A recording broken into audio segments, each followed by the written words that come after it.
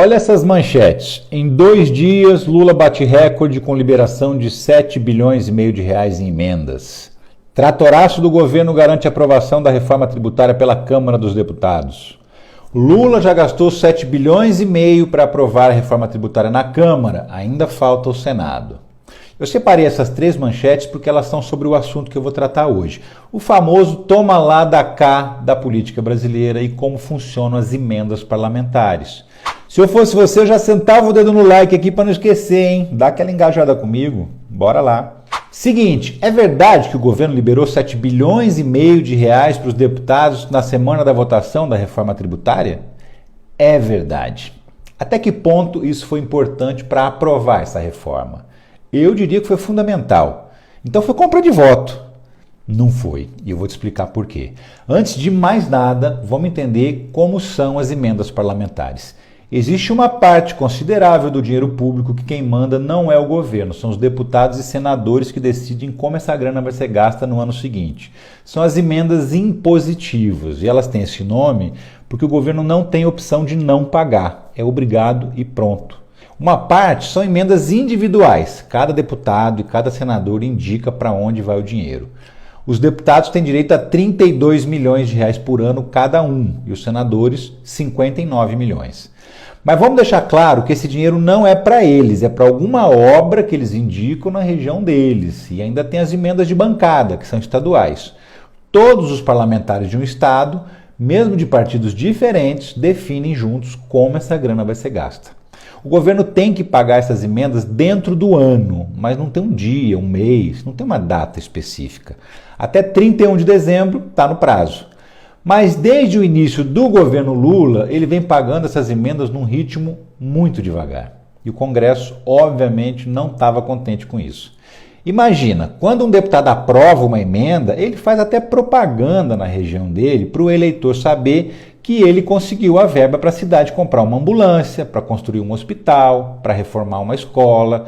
Mas quando a grana demora a sair, ele fica com cara de tacho, tendo que se explicar para o prefeito, né?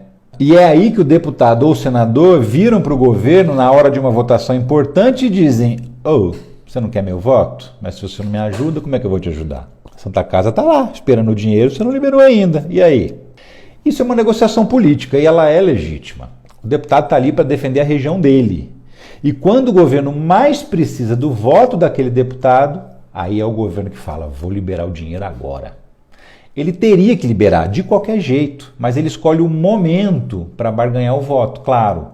Para você ter uma ideia, a gente já passou do meio do ano e o governo Lula só liberou 41% das emendas de 2023. No ano passado, nesse mesmo período, o Bolsonaro já tinha liberado mais de 60%.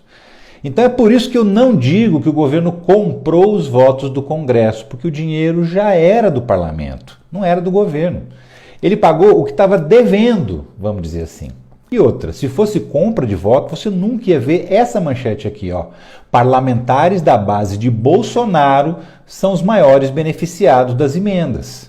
Os 3 partidos que mais receberam dinheiro são de oposição ao Lula: o PL do Bolsonaro, o Partido Progressista e o PSDB. Só esses 3 levaram R$500 milhão essa semana. Nenhum outro partido, nem governista, levou mais. O governo pagou, inclusive, emendas que foram aprovadas nos tempos do Bolsonaro.